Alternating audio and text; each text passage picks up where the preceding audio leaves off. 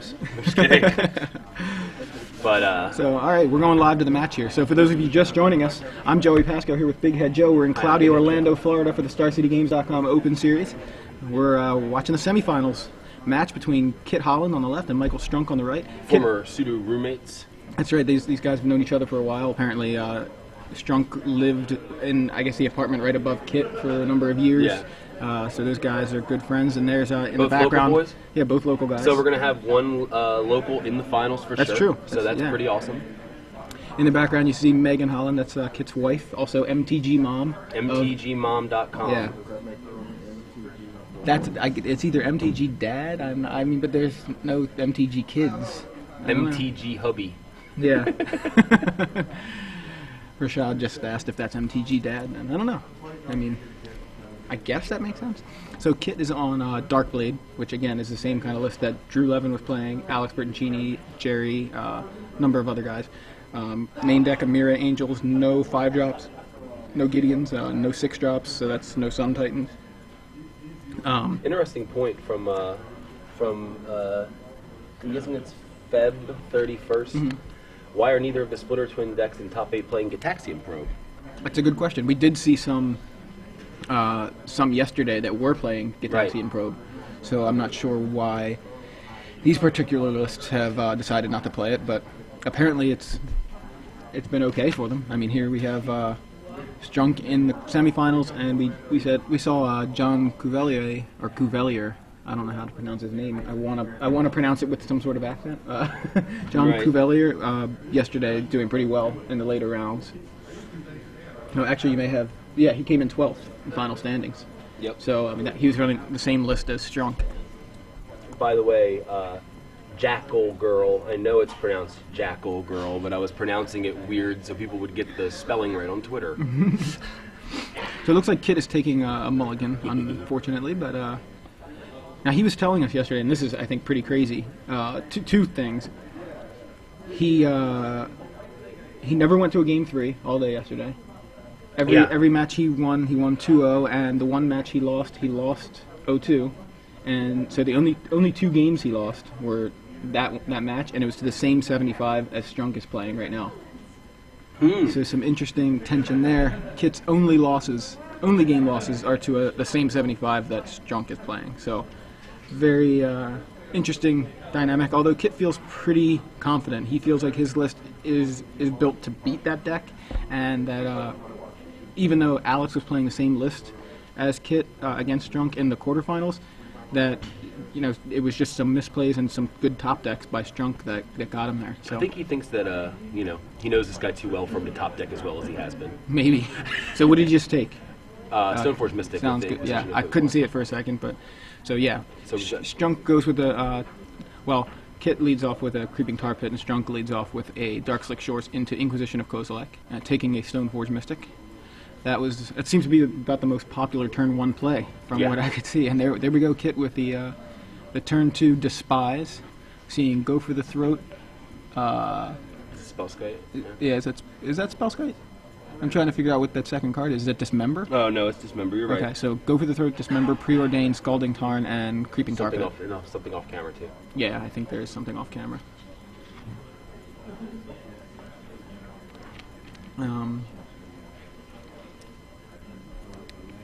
What is it? I think it was a Preordain. Yeah, it looked like a Preordain.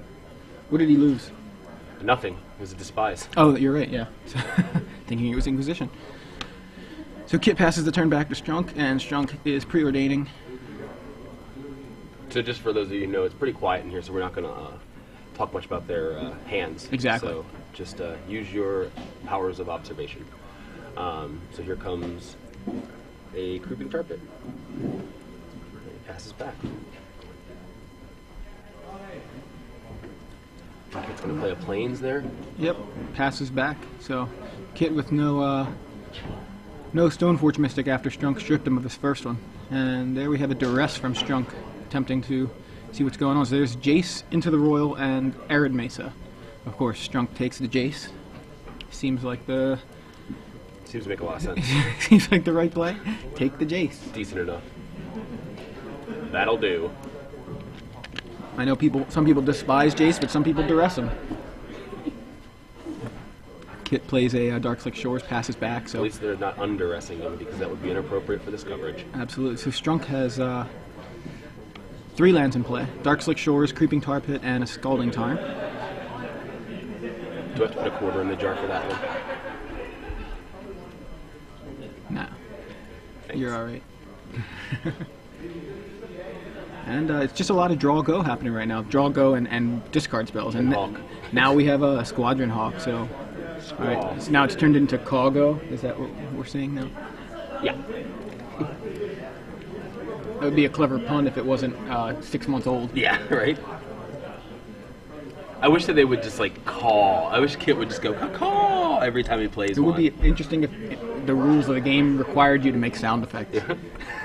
As Squadron Hawk enters the battlefield, scream caw I guess as that's what- loud as you can, or at least loud enough so people will notice you. If you do not, Squadron Hawks is destroyed. Sacrifice a Yeah. Squadron Hawk, right? That's No, what it's the unsets are destroyed. for. It's Or- buried, actually. Bury Squadron Hawks. Yeah, that's what the unsets are for. So Kitt refills his hand with Hawks, puts a threat on the board, and now passes back, I believe. I think Strunk is debating, or I didn't even see if he drew his card for the turn. That ball therapy would be good right about now. Yeah. Strunk's going to crack his Scalding Tarn. So just to Helping the, refresh you Hawks guys, cause. what's on board right now. Kitt has Dark Slick Shores and Plains both tapped for a Squadron Hawk. He has an untapped Arid Mesa, a Seachrome Coast, and a Creeping Tar Pit, all untapped. And on Michael's side of the board, just 3 lands: a mountain that he just fetched up with a Scalding Tarn, a Dark Slick Shores, and a Creeping Tar Pit of his own. And there's a Dismember for full price at the end of Kitt's turn for the Squadron Hawk. So keeping those threats off the board. Strunk plays a Blackcleave Cliffs. Blackcleave Cliffs. That one. That one.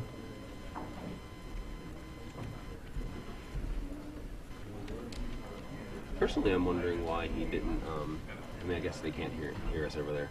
No. But I'm wondering why he didn't mana leak the Hawk if he's worried about destroying them. You know what I mean? Like, because he's got a mana leak, so.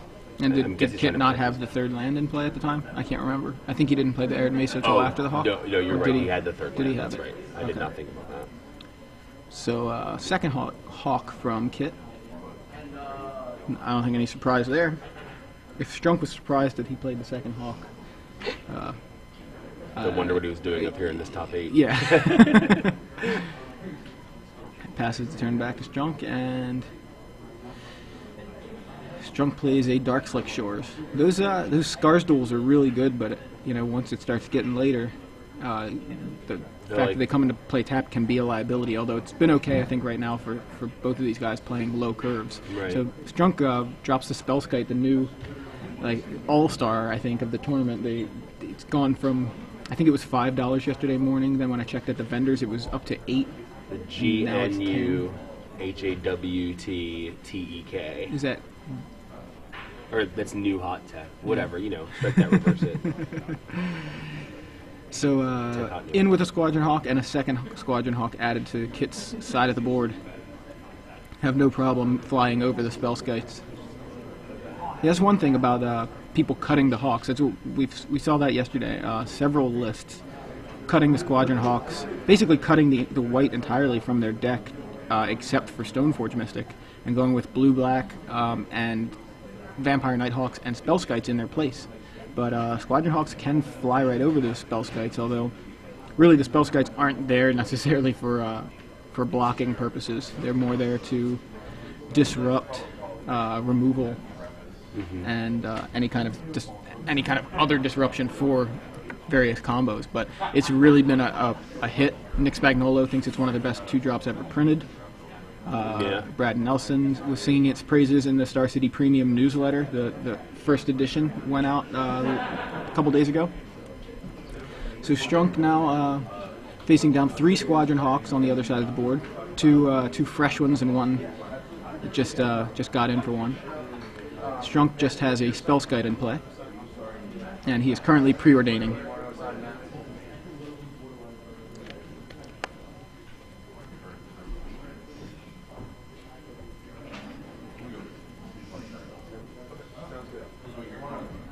Doesn't like it.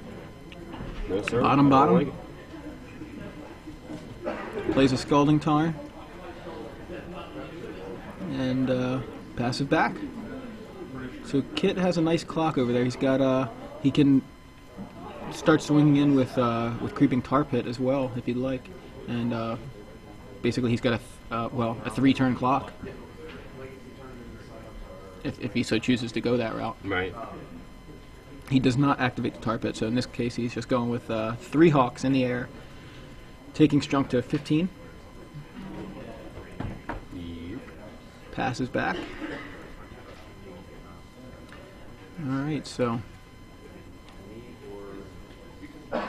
Darkslick Shores for Inquisition of Kozilek. Or taps the Darkslick Shores, he didn't play it, sorry. Taps Darkslick, Inquisitions. Kitt responds by using Into the Royal. Yeah, has to crack his Marsh Flats. Or he tried to tap his Marsh Flats for 1 of the mana, but Judge pointed out the problem with that. Into the Royal on Spellskite, and then he sees Jace and Inquisition. So Inquisition takes Inquisition, the only other target. So Kitt left. Drink your milkshake. Yes, Kitt left with just a Jace the Mind Sculptor in hand. Strunk with 5 cards in his hand at the moment. Plays the Spellskite that was just bounced. And the board looks eerily similar to the way it did this time last turn. And but now, Jace the Mind Sculptor attempting to resolve here.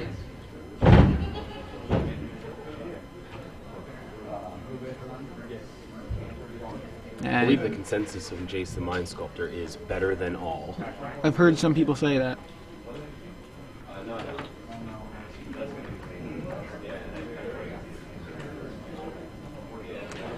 So it appears that it's resolved, or at least Strunk is considering it. Yeah, that's what he was still thinking. So it resolves. He says, I'm going to brainstorm. So Kitt brainstorming off of the Jace. And we saw at the beginning of this turn, before Kitt drew his card, he had just a Jace in hand. Right now he's got his choice of 4 cards in hand, that's nice. Not including the Jace that's now on board. So that's the power of Jace. And there's Inquisition.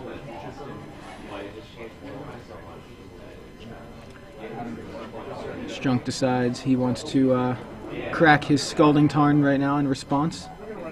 I have a feeling if he has an Exarch in hand, we're going to see it. I think that's the play, and I'm pretty sure that's exactly what's happening here because I know he already had the Exarch. I know he's got the twins. Right.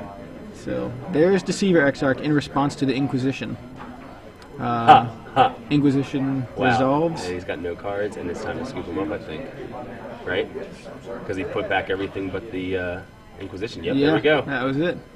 Game 2. So there you see the power of the Splinter Twin combo. Kitt with a Jace and 3 Hawks on board, in addition to a Creeping Tar Pit that he could have started swinging with if he wanted. He chose not to put Michael on a 3-turn clock, but it was all for naught because Michael, who seemed to kind of just be sitting there not doing very much, was only just a couple cards away from having his combo, and he just drew his Exarch, I think, in one of the very recent turns. Yeah, I just love how the combo can, just grind a game to a halt. You know what I mean? It's just like, hey, game over. Like, right. It reminds me of the old card from, I want to say it was from Kamigawa Block, Time Stop. Was that what? Yeah, end the turn. Right. It was just like random end the game, like 5 minute end the game. Turn. It was end the turn. Right. But I mean, this is like just random end the game, like you win. Right. It seems really funny to me, but for some reason I want to say that was Ravnica. Well, I mean, I have it right. You can just type that in, yeah. But anyway. In the meantime. Yeah. So you can win 6 months of SCG Premium by answering our question on Twitter. You have to hashtag SCG Premium on Twitter. You have a question? Because I sure don't. Yeah, I haven't thought of one, but let me see. Okay, actually, here's a good question. I got a good question. Alex Bertoncini is playing Darkblade today. This is a deviation from what he typically plays. What deck until today? What deck did Alex Bertoncini play up until today at virtually every standard open that we've had since the deck was viable. However Joey wants to word that, I'll leave that up to him. Yeah, I know. People are tweeting the answer before I can even figure out how to word it on Twitter. I figured it was an easy one, but to answer that question, however Joey decides to word it on Twitter, and you already are, and that's awesome. If you have anything interesting to say to us on Twitter in the meantime, please refrain from doing so as the answers pour in, because we will never see it again, because everything that you wrote, as thoughtful as it may have been, just got buried. So go ahead and answer that question. Hashtag SCG Premium. And one of you lucky folks is going to win 6 months of StarCityGames.com Premium. Be able to listen to such awesome writers. If you follow their advice, like Patrick Chapin, Brad Nelson, Mike Flores. Recently promoted to Premium. Drew Levin, Legacy Superstar. Drew Levin's on Premium now? AJ Soccer, also Premium now. Those guys, I always read them anyway, so right. the fact that they were Premium, I'm like, where? It's on the left side of the page. So right. Suddenly, we already have Premium, so we just get to flip over and look at it. But Drew's articles have been invaluable to me. You know what I mean? I feel like so much of what I've learned about Legacy has come from reading Drew's articles. Also, Matt Elias, although he's on the Select side, his articles are really good. I mean, a number of people write about Legacy occasionally, but Drew, that's his forte. The Select side should be called the freemium side. Yeah, because you're still getting premium content, but you're getting it for free. That's a nice point. Also, new to the premium membership is this premium newsletter. Right. It's apparently going to go out once a week. We just got the first issue of it, I guess you could call it. The first installment of the Star City Premium newsletter was just this past Thursday, I believe. Spearheaded by Megan MTG Mom Holland, who we've seen around all weekend. You see both guys sporting the MTG Mom sticker, mtgmom.com. Anyway, she is the mind behind the Star City Premium newsletter, and it's got some interesting content that's not on the site, and also coupons. Like the coupon for this week is a $5 off a box of Mirrodin Besieged, which conveniently pays for your premium for the month if you were going to buy a box of Mirrodin Besieged anyway. Yep. For those of you who draft a lot, it's a good time to hop on a box there, save a few bucks. On, yeah. I'm sure tons of people Besiege Scars. So. Yeah, it's so awkward to say it backwards. I'm still not used to it. I mean, I'm definitely not used to it because I'm not used to adding New Phyrexia into the mix. But meanwhile, Game 2 has started. Kitt Holland leading off with a Seachrome Coast into a Preordain.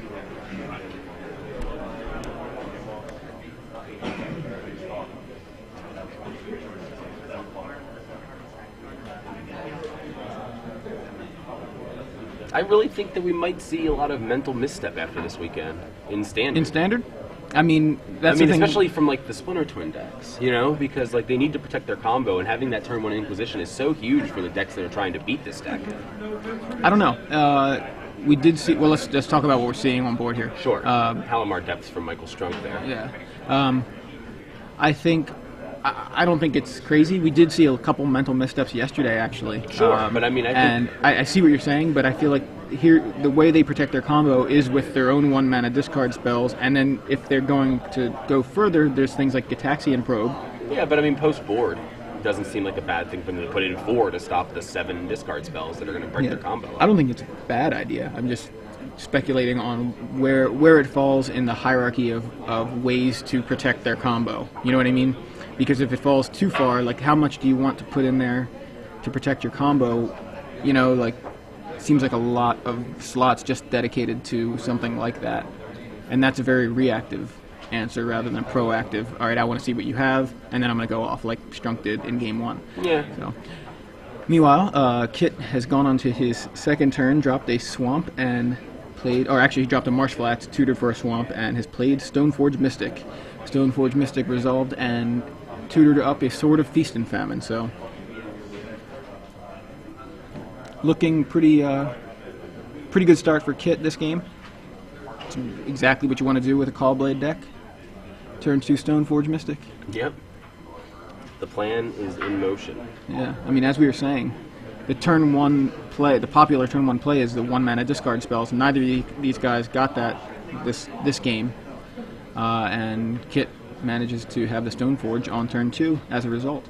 Strunk played a Scalding Tarn and passed the turn, and Kitt has played a Arid Mesa and then Preordained. So he's currently resolving that Preordained.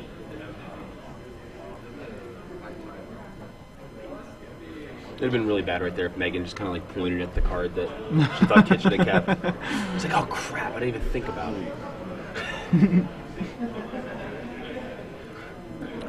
Wasn't even paying attention to what I was doing. So, Kitt likely going to leave the mana open to violin that sword, which looks to be the case. Pass the turn back to Strunk, who cracks a Scalding Tarn at the end of Kitt's turn. Gets a Mountain.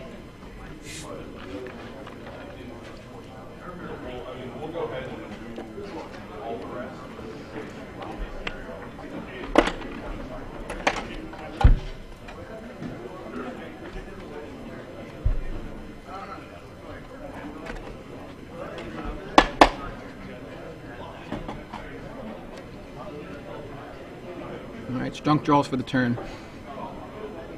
Looks like he's trying to decide what land to play. He goes with a Blackcleave Cliffs. Really, that's the name I have the most trouble pronouncing, just with, for some reason. Gets me tongue-tied, I don't know. So, Kitt is in the process of cracking an Arid Mesa. I believe Strunk just passed the turn, so Kitt decided he wanted to crack an Arid Mesa. Strunk is now deciding whether or not he wants to respond to that fetch land activation.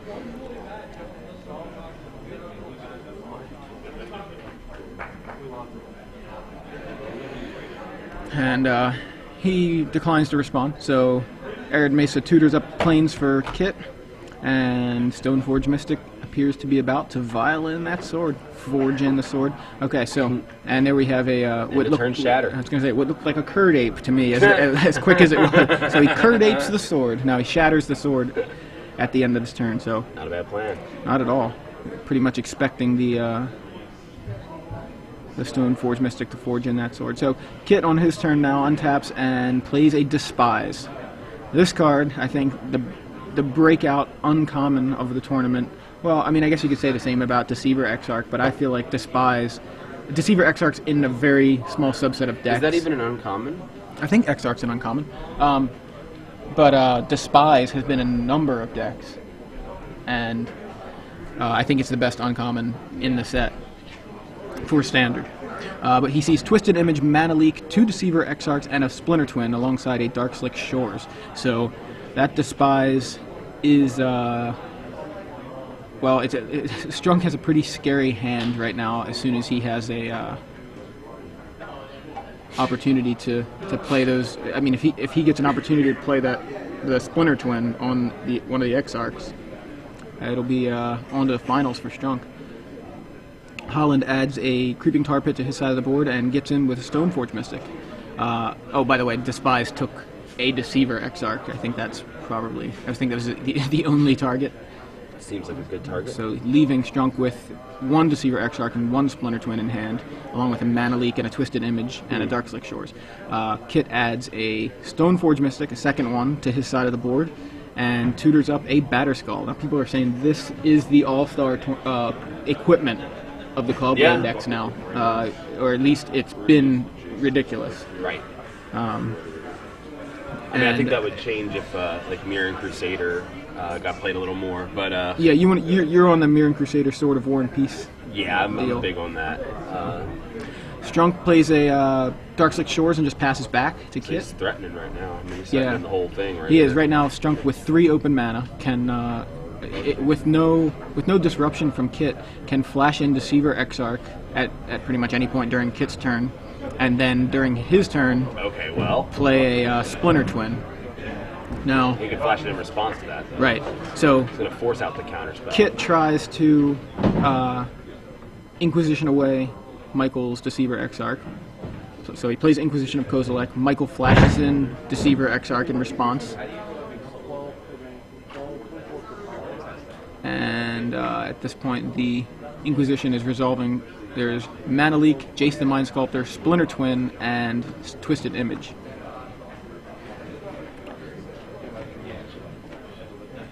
So it looks like Kitt knew he had that Deceiver Exarch, and he basically was forcing it out of his hand. Right. And here we have a Spellskite added to Kitt's side of the board. Obviously, the Inquisition took the Twisted Image out of Strunk's hand, which is convenient considering Kitt decided he wanted to play that Spellskite. So Spellskite now protecting Kitt from the combo. So basically we have a lot of next leveling each other. Yeah, that's kind of... Strunk plays a Jace the Mind Sculptor, not a bad play, in lieu of the Splinter Twin that would win him the game. Jace may do the same thing. So here's the thing. People are playing Spellskite to combat the Splinter Twin combo. So Splinter Twin decks are playing Twisted Image to combat Spellskite. So what you just saw there was Kitt Inquisitioned away the Twisted Image and then played Spellskite. So Michael had no way to deal with the Spellskite. And now next turn, he can use Jace, bounce the Spellskite. Yes. And then just play his Splinter Twin and win. Right. So it's that Jace. Jace. There's no removal from Kitt or anything. Right. That Jace has made things swing back in Strunk's favor. Just the ability to deal with the Spellskite, and we know he has a Splinter Twin, and so does Kitt. So Michael chose to brainstorm off of that Jace, though, and Kitt is cracking a Marsh Flats at the end of Strunk's turn. So, and the end of turn, Violin that Batterskull. That's pretty good. Tutored for, yeah, so pretty aggressive. There's Rashad. He's been quite germy this weekend. At least his tokens have been. And Kitt's turn here. Just to give you guys the board state, we've got on Kitt's side 5 lands, 2 swamps, a plains, a creeping tar pit, and a Seachrome Coast. He's got 2 Stoneforge Mystics, 1 Batterskull equipped to a Germ, and a Spellskite. Strunk's side of the board, 5 lands as well. Mountain, Blackleaf Cliffs, Creeping Tar Pit, Darkslick Shores, I'm not sure what, is that Halimar Depths, and then an island. 1 untapped land, which is the island. And a Jace the Mind Sculptor on 3 counters, and a Deceiver Exarch, untapped. So, Kitt now in the red zone with 2 Stoneforge Mystics and a Battered Skulled Germ. We need a better... I guess when you say he's in with a Batterskull, you assume it's the Germ. Yeah. So, not sure if he attacked... Yeah, I was going to say he probably attacked that Jace. So Jace goes away. Kitt adds a Squadron Hawk to his side of the board. And, yep. Wow. And Strunk responds with, as Kitt taps out, with a Dismember on the Spellskite, which is Kitt's only protection from the combo. So right. Kitt tapped out empty-handed. Strunk shows, they know he has Splinter Twin in his hand. This is what I was saying yesterday, is that this combo that is the heart of these decks, you never actually see it happen. It's just like, I have the cards, and then they just scoop it up. So Michael Strunk, congratulations, on to the finals. Yep.